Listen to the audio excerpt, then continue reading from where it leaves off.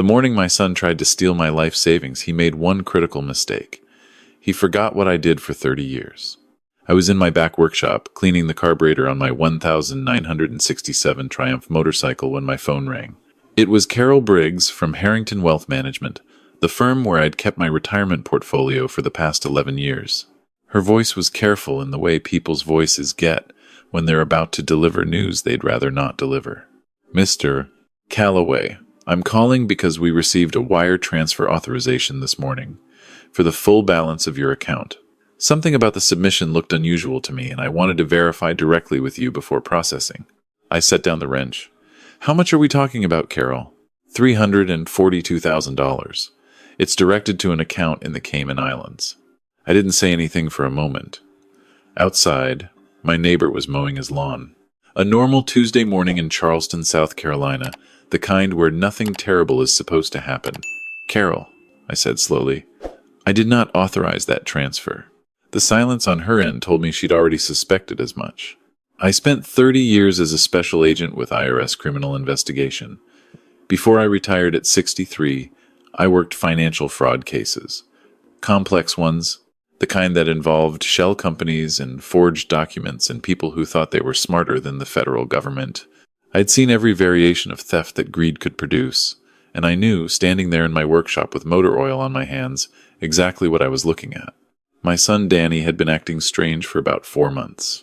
I'd noticed it the way I noticed things after 3 decades of training, not with alarm at first, just with the quiet registration of a detail that didn't fit. He'd started calling more, visiting more, bringing his wife Rachel along, which was unusual because Rachel had always kept a comfortable distance from me, pleasant enough at holidays, absent otherwise. The visits had a quality I recognized from old interrogations. Too smooth, too purposeful. Danny would ask casual questions about my finances while Rachel wandered through my house the way people do when they're appraising rather than visiting. How's the portfolio holding up, Dad? You still using the same financial advisor? You ever think about consolidating your accounts? Make things simpler? I gave him vague answers and didn't think much about it beyond filing it away. Danny was my son, my only child. The boy I'd coached in Little League, helped move into 4 different apartments, stood beside at his wedding 6 years ago. You file things away about your children, but you don't open the folder. Not unless you have to. I should have opened the folder sooner. After Carol's call, I sat at my kitchen table and made myself think clearly. The wire authorization had my signature on it. That meant one of 2 things. Either someone had gotten access to my account information and forged it, or someone with access to my actual signature had done it. The account was connected to my estate planning documents, the ones I'd updated 8 months ago when a new attorney took over my affairs. The only people who'd seen those documents, besides me and the attorney, were Danny and Rachel. I'd shown them out of what I now understood was misplaced sentimentality, wanting them to know what I'd planned for them. I called Gerald Marsh next. He's a former federal prosecutor who'd worked alongside my unit on several cases back in the 90s. He's been in private practice for 12 years now, and when I explained what Carol had told me, he went quiet with the specific quality of someone doing rapid calculations. Frank, don't touch anything. Don't call Danny. Don't let them know you know. Can you come to my office this afternoon? I drove downtown with the wire authorization that Carol had faxed over at my request. Gerald read it twice, held it under the lamp on his desk, and turned it toward me. Look at the second initial, he said. My middle name is Eugene. I initial documents F-E-C. The E in the forgery had a closed top loop. My actual E is always open. A habit I'd developed signing documents under time pressure for 3 decades. Whoever copied my signature had looked at a sample without understanding the mechanics of how I formed letters. Amateur work, I said. Gerald nodded. But ambitious. Cayman Islands account means they were planning to move fast. Once that money cleared and transferred again, it would take years to trace through international channels, if ever. He looked at me steadily. Frank, who had access to your signature? I told him about the estate planning documents, about Danny's visits, about Rachel walking through my house while Danny asked questions about consolidation and simplicity. Gerald leaned back. I want to bring in someone I trust. A forensic document examiner named Patricia Wu. She works with federal cases, and she's the best I've seen at establishing forgery with the kind of certainty that holds up in court. Do it, I said. On the drive home, I passed Danny and Rachel's house on Magnolia Street. The lights were on. His car was in the driveway, the new one, the Range Rover he'd bought 8 months ago that I'd thought was a stretch for a regional sales manager's salary. Rachel's Lexus was beside it. Through the front window, I could see the blue light of a television. I kept driving. The next 2 days were among the strangest of my life. I went about my routine morning coffee, motorcycle work, the usual Thursday lunch with my friend Bill Okafor, who I'd worked with at the IRS for 20 years. I smiled at the right times and said the right things, and all the while I was running calculations the way I had on the job, building a picture from fragments. Gerald called the morning of the second day. Patricia's preliminary analysis confirms forgery. She needs 48 more hours for the full report, but she's already found 3 separate inconsistencies between the wire authorization signature and known samples of your signature. He paused. I also want to recommend a private investigator, former Secret Service, financial crimes background. Her name is Donna Reyes.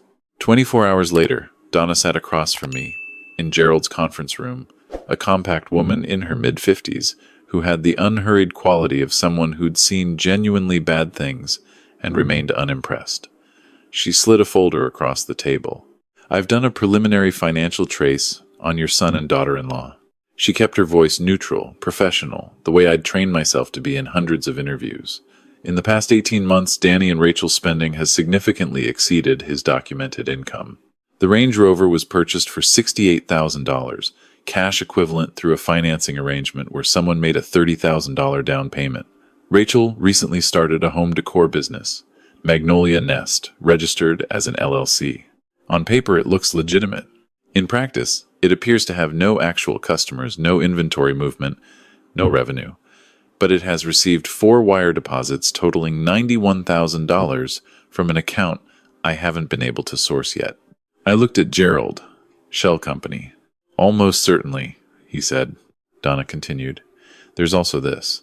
She produced a single printed page, a real estate listing for a property in Costa Rica. 3 bedrooms, ocean view, $2.1 million. It was saved in a shared cloud drive that Rachel uses for her business documents. The drive was accessible through a link she'd shared publicly in a local business forum. I followed it. I looked at the listing for a long moment. Costa Rica. The timeline would fit, Donna said quietly. If the wire transfer had cleared this week and they'd moved the funds through 2 more accounts, they could have liquidated by month's end. Your account balance, plus whatever else they've gathered, would comfortably cover a down payment and living expenses abroad for years. I folded the paper carefully and set it on the table. My son, the boy I'd taken fishing on the Edisto River every summer until he was 16, who'd called me crying the night he got passed over for his first promotion, who'd stood in my kitchen after his mother passed and said, "It's just us now, Dad. We've got to stick together." He'd planned to empty my accounts and move to Costa Rica. That night I went to my workshop and worked on the motorcycle until midnight. Mechanical work had always done what it did for me on the job. It kept my hands busy so my mind could move through problems without the interference of emotion. What I found when I finally let myself think clearly was not surprise, exactly. More like a grief that had been waiting quietly in a back room and had simply walked through the door. I'd given Danny everything I could after his mother died. I'd tried to be present in the way working fathers often fail to be when their kids are young. I'd paid off his first car, co-signed his apartment lease, helped with the down payment on the Magnolia Street house. Every time he'd needed something, I'd found a way to provide it without him having to ask twice. Maybe that was the problem. Maybe ease had a cost I hadn't understood until now. I set down the socket wrench and went inside. I had work to do. Gerald filed the criminal complaint the following Monday. The forensic document analysis was complete. Patricia Wu had identified 5 distinct forgery markers in the wire authorization, and her report was the kind of airtight work that federal prosecutors dream about. We also filed a civil suit to recover any assets that had already moved, though Carol at Harrington had held the transfer, so the $342,000 was still intact. The same afternoon, 2 detectives from the Charleston Financial Crimes Unit visited Danny and Rachel's home. I know this because Gerald told me, and because Danny called me 40 minutes later. His voice was different than I'd heard it in years. Stripped of the smooth easiness he'd developed somewhere in his 30s, the salesman's polish. He sounded like he was 22 again, scared and backed into a corner. "Dad, there's been some kind of misunderstanding with the police." They're asking about your investment account. I don't know what's happening, but I need you to tell them this is a family matter and that you authorized. Danny, I said, I know what you did. Silence. I know about the wire authorization. I know about Patricia Wu's report. I know about the forged signature. I know about Magnolia Nest and the shell deposits. And I know about the Costa Rica property listing in Rachel's cloud drive. More silence. When he spoke again, his voice had changed again into something I didn't recognize at all. Flat, calculating. You were always better at the job than at being a father. I let the words sit for a moment. Then I said, that may be true, but I'm going to be very good at this. I ended the call. The civil case moved forward over the following 3 weeks while the criminal investigation developed in parallel. Donna continued digging, and what she found added significant weight to everything. Danny had opened 4 credit accounts using my home address and a slightly altered version of my social security number over the past 2 years. 2 of the accounts had been maxed out and were in collections. Rachel had signed lease agreements for a storage unit containing items high-end furniture, electronics, jewelry that Donna's research suggested had been purchased with funds from the Magnolia Nest shell accounts. They'd been building toward a departure. Every piece of it pointed the same direction. There was also Daniel Harrow. Gerald found him through a thread in Donna's Financial Trace, a consultant with a business called Transition Asset Planning, based in Atlanta. His client list, which Donna obtained through a court-ordered document request related to a separate fraud case Harrow was already under investigation for, included Danny's name. Harrow specialized in what he called estate transition consulting, which in practice meant teaching adult children how to access and move their parents' assets before those parents understood what was happening. Danny had paid him $11,000 over 8 months. When Gerald told me this, I sat for a long moment looking out the window at my backyard. The magnolia tree I'd planted the year Danny was born was in full bloom, 34 years old and still growing. He had professional help, I said. Which establishes premeditation at a level that removes any ambiguity about intent, Gerald replied. This wasn't desperation or a momentary bad decision. It was a planned, structured operation against you specifically. The night before the main hearing, Rachel called. Not Danny, Rachel. Her voice had none of Danny's defensiveness. She sounded exhausted, like someone who'd been awake for days, which she probably had. Frank, she said, I want you to know that I told Danny this was wrong. In the beginning. I told him we should just ask you for help if we needed it. I waited. We got into debt. Danny's business deals kept failing and the credit cards piled up and he found Harrow, and Harrow made it sound like she stopped. Like it was something people did. Like it was normal. Like you had plenty and wouldn't really miss it. Rachel, I said, I spent 30 years prosecuting people who told themselves the same thing. I know. She was quiet. I know that now. I'm sorry, Frank. I genuinely am. I thought about what to say. In the end, I said, I believe you're sorry. But sorry is the beginning of something, not the end of it. And I ended the call. The courthouse on Broad Street was full on the morning of the hearing. Gerald had told me the case had picked up local attention because of the Harrow connection. There were 2 other Charleston families with similar situations, adult children who'd used Harrow's services to drain their parents' accounts. Those families were watching our case closely. Danny and Rachel arrived with a defense attorney named Stephen Cross, known in Charleston legal circles for aggressive counter-narratives. He was in his late 40s, silver-haired, with the bearing of a man who'd won enough cases to believe he'd never lose one. He walked over to me before the session began. Frank, he said, extending a hand. Stephen Cross, I want to be straightforward with you. My clients made mistakes, serious ones, and they know it. But your son is not a career criminal. He's a man who got into financial trouble and made catastrophic choices. I'm hoping we can resolve this in a way that doesn't destroy his entire future. I shook his hand, because I was raised to. I have no interest in destroying anyone's future, I said. I have every interest in full accountability. Those things aren't contradictory. He studied me for a moment, recalibrating. Then he nodded and went back to his clients. Judge Patricia Holloway presided. She was 61, 22 years on the bench, and she had the kind of face that gives away nothing while missing nothing. I'd appeared before her twice in my IRS career when our investigations crossed into state jurisdiction. She was precise, thorough, and had no patience for theatrics. Cross presented first, and his strategy was what I'd anticipated framed Danny as a desperate man rather than a scheming one. He talked about mounting debt, a failed business, a marriage under strain, a son who didn't know how to ask his father for help. He produced records of Danny's financial troubles going back 4 years, the failing ventures, the credit defaults, the genuine spiral of someone whose poor decisions had compounded badly. He even produced a letter Danny had apparently drafted but never sent, asking me for a loan of $50,000. Cross held it up as evidence of someone who'd wanted to do the right thing but hadn't found the courage.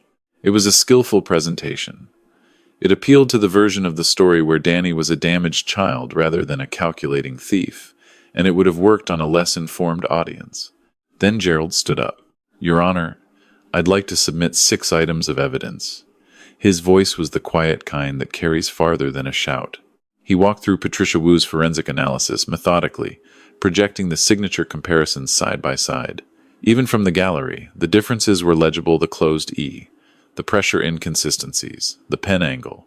Patricia's report assigned a 94% probability of forgery, and Gerald let that number sit in the air for a moment before continuing. He presented Donna's financial investigation, the shell company, the unexplained deposits, the Costa Rica listing. He presented the documentation of Harrow's consulting relationship with Danny, including emails in which Harrow outlined specific methods for moving assets through accounts that would delay detection. Then he came to the last item. "Your Honor, the prosecution has obtained, through court order, text message records between the defendants. I'd like to read 3 exchanges into the record." Cross was on his feet immediately. "Objection. These records were obtained through proper legal process, Your Honor," Gerald said, without looking at Cross. "The court order is attached as Exhibit F." Judge Holloway reviewed the submission. "Overruled. Continue, Mr. Marsh." Gerald adjusted his glasses. "First exchange, dated 6 weeks ago. Danny to Rachel, wire should clear by Thursday. After that, we're done here. Second exchange, same date. Rachel, what about your father? Where does he go? Danny, he's got the house and Social Security. That's enough for someone his age. He doesn't need the investment money, he's 66. Third exchange, 2 days later. Danny to Rachel. Harrow says once we're in CR, we refile as residents. No U.S. jurisdiction. Even if he figures it out, there's nothing he can do. The courtroom was quiet in the way rooms get when something has landed that can't be taken back. I watched Danny at the defendant's table. He didn't look at me. He was staring at the surface in front of him, with the expression of a man who has just heard his own voice say something he can't explain away. Beside him, Rachel had her eyes closed. He's got Social Security. That's enough for someone his age. Cross had no recovery for that. He tried, he argued context, he argued the messages reflected panic rather than cold intent, but Judge Holloway was already reading through the full message thread that Gerald had submitted, and her expression had shifted into something colder and more careful. She took a 15-minute recess. When she returned, she moved without preamble. The forensic evidence in this case is definitive. The documentation of premeditation is extensive. This was not a desperate act or a momentary failure of judgment. It was a structured, deliberate effort to defraud the plaintiff of his life savings, assisted by a paid consultant, and accompanied by plans to place those assets permanently beyond legal reach. She looked at Danny directly. The fact that you did not succeed does not diminish the gravity of what you attempted. She declared the wire authorization fraudulent and void. She referred the matter to the U.S. Attorney's Office for federal wire fraud and financial exploitation charges, given the interstate elements. She ordered an immediate asset freeze on Danny and Rachel's accounts pending full accounting. Then she looked at Stephen Cross. "Mr. Cross, I strongly suggest you advise your clients to cooperate fully with federal investigators. The evidence here suggests they would benefit significantly from doing so." The gavel came down. As people moved toward the exits, I sat still for a moment, the way I used to after long verdicts in the cases I'd worked. There was always a moment where the outcome settled into reality, where it stopped being a case and became a consequence. Danny and Rachel were surrounded by Cross and 2 men I recognized as federal investigators who'd been in the gallery. Danny looked across the room at me once. I don't know what he expected to see. Whatever it was, I don't think he found it. I kept my expression the way I'd learned to keep it across a table from people who'd done terrible things and were finally understanding what came next. Then I walked out with Gerald into a warm Charleston afternoon. The sentencing came 11 weeks later. Danny received 3 years in federal prison for wire fraud and financial exploitation of an elderly person, which is a federal enhancement that added 8 months beyond what the wire fraud alone would have carried. He was ordered to make full restitution of all funds drawn from Magnolia Nest back to their sources, which turned out to include money he'd borrowed under false pretenses from 2 of his own friends, people I'd never met. Rachel received 2 years of supervised probation, mandatory financial counseling, and restitution obligations. The judge noted her cooperation with investigators and her lack of a prior record, but her words were not gentle. You had multiple opportunities to stop this. You participated anyway. Leniency here reflects your cooperation, not the acceptability of what you did. Daniel Harrow was indicted federally on 4 separate counts related to his consulting business across 3 states. He would not be practicing any version of asset consulting again. The evening after sentencing, I sat on my back porch watching the light change over the garden my wife had planted 20 years ago. The magnolia was doing what it always did, indifferent to everything that happened around it, simply growing. Bill Okafor came over around 7 with a bottle of bourbon and 2 glasses and didn't say much, which is one of the reasons we've been friends for 20 years. We sat for a while in the quiet. "You doing all right?" he asked eventually. I thought about it honestly. "I'm doing what you do," I said. "You keep moving." He nodded. "That's the whole job, really. Keep moving." After Bill left, I went to the workshop. I'd started a new project 2 weeks before the sentencing, an old shortwave radio from the 1950s. The kind my father used to listen to broadcasts from overseas. Someone had given it up for junk, but the internal components were intact, and with enough patience it could be made to work again. I picked up the smallest screwdriver and got back to the work. 3 months after sentencing, an envelope arrived with a federal corrections postmark. Danny's handwriting on the outside, the same handwriting I'd watched him develop from crayon loops to cursive in grade school. I put it on the kitchen table and looked at it for a long time before I opened it. It was 2 pages. He wrote about the federal program he'd enrolled in, a financial literacy course that was mandatory for his category of conviction, and that he'd apparently found, to his surprise, genuinely useful. He wrote about having time to think, which he said was something he'd avoided for years because thinking led places he hadn't wanted to go. He wrote about his mother, which I hadn't expected. He said he thought she would have been ashamed of him, and that understanding that had hurt worse than anything the courts had done. At the end, he asked if I would be willing to correspond. "Not for forgiveness," he wrote. "I'm not asking for that. I just don't want you to disappear from my life entirely while I figure out how to become someone different." I folded the letter and placed it in my desk drawer. My wife had always said that the hardest kind of love was the kind that required you to let consequences happen to someone you'd do anything to protect. She'd been talking about parenting in general. I don't think she'd imagined this particular version. I went back to the workshop. The radio was coming along. The oscillator circuit had needed complete replacement, and sourcing the right capacitors had taken 2 weeks. But the chassis was solid, and the speaker cone was intact. There was something worth saving inside the damage. Whether Danny and I would find a way through this, I didn't know. Maybe. The door wasn't closed. But I'd learned something in 30 years of working financial crimes that applied beyond the job. Trust, once structurally compromised, requires more than words to rebuild. It requires time and consistent evidence and the willingness to do the slow, unglamorous work of becoming someone different than you've been. I was willing to wait and see if he could do that work. In the meantime, I had the radio. I had my accounts intact, my house, and the knowledge that I'd done what I'd spent my career helping other people do. I'd followed the evidence, trusted the process, and let the truth do what truth does when you give it the right conditions. It reveals itself. Every time. If you found value in this story, please take a moment to like this video and subscribe to Pure Revenge Stories. Drop a comment and let me know what you would have done in my position. I read every single one. And if you want to hear the next story, it's waiting for you in the box on the left. Thank you for watching.